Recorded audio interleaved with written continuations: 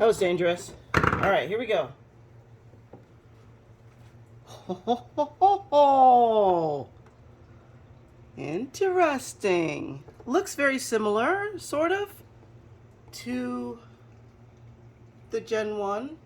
A little bit similar, maybe. Let's see if we can sort of, okay, this looks like the water reservoir right here. Still underneath a dangerous metal rail. The one noticeable difference is, look at the side that it's on. In the Gen 1, it was on the hot side. Gen 2, it's on the cool side.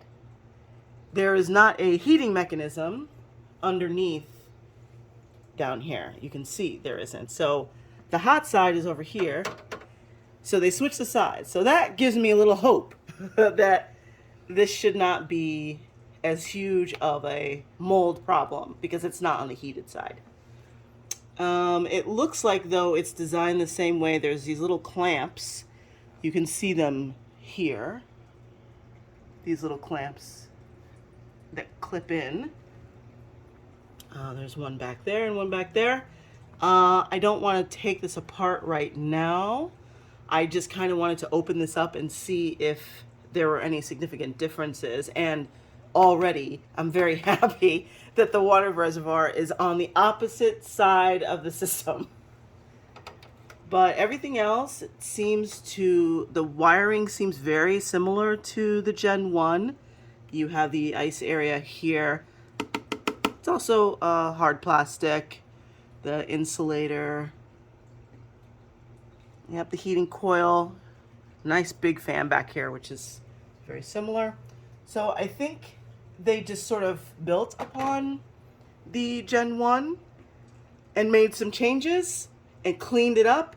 It looks much cleaner in the back there than it does on the Gen 1. I'm very, very happy to see this reservoir on the opposite side. It's also longer, it looks like, than in the first generation. A much longer and deeper reservoir than here.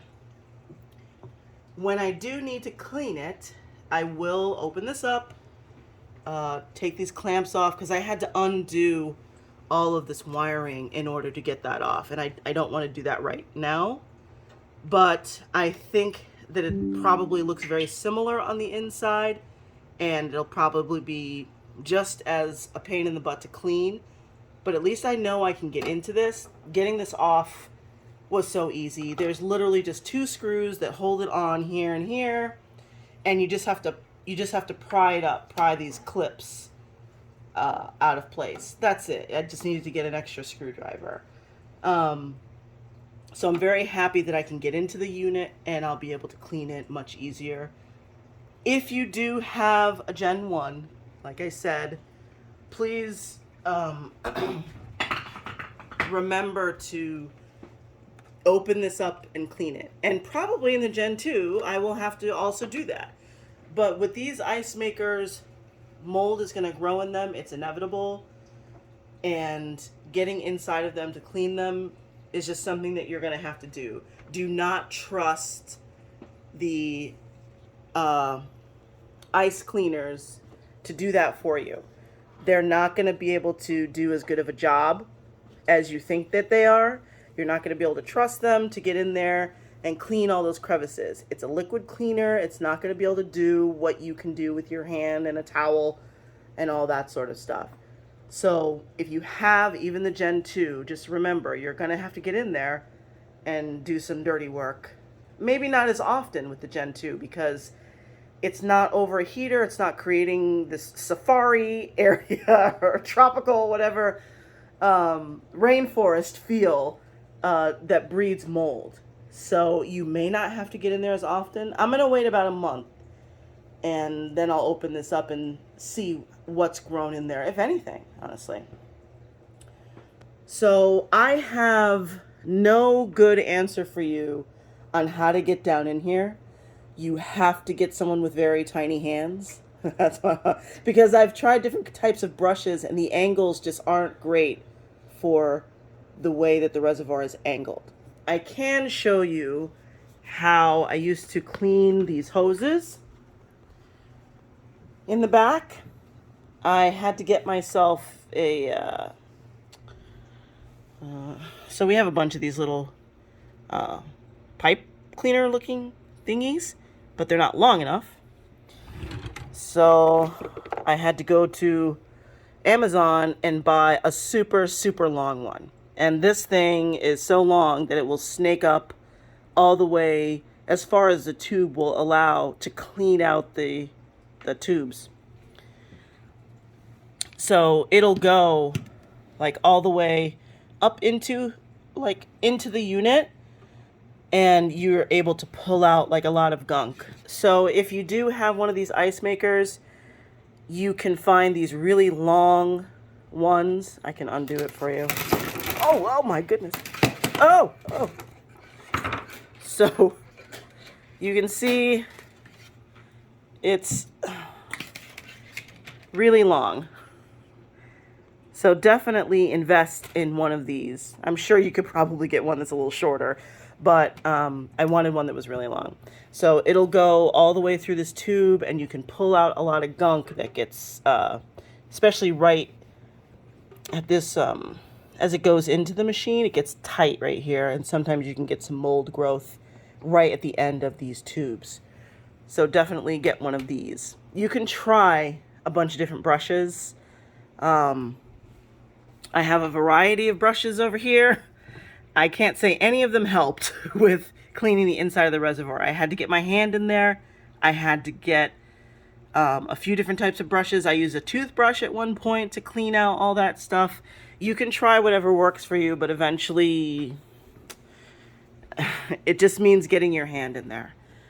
Reaching down in here, avoiding slicing your wrist open, and cleaning out all that stuff.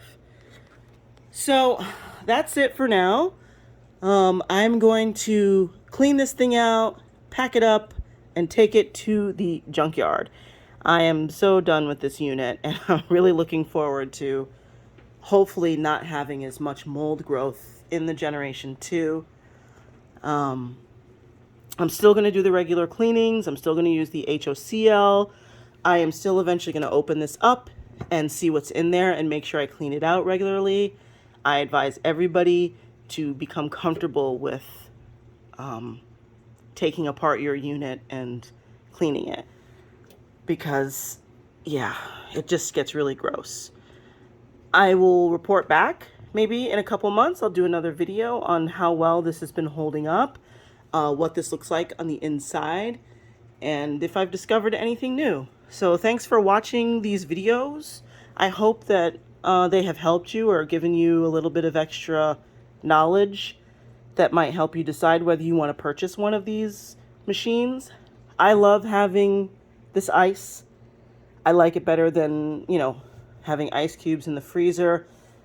I don't chew on ice like a lot of people, but I just like having really cold drinks. I like having it available, just being able to reach in, get myself some ice. It's nice and small, so I can use it in small glasses if I want to make mixed drinks. I love the convenience of it, and a lot of people like the convenience of it. And the idea that you have to do a lot of maintenance on these machines might be a little bit of a deterrent, but it's not that much maintenance. It's not that hard to do. You probably don't have to do it as often with the Gen 2, but I think it's definitely worth it. I would, I had the option of not getting another ice machine, but I really like having the ice. So I think it's worth doing the work on it. So I hope these have helped you decide whether you want one, whether you want a Gen 1 or Gen 2. And I will report back in a month or so, and we'll see how it's going. Thanks for watching.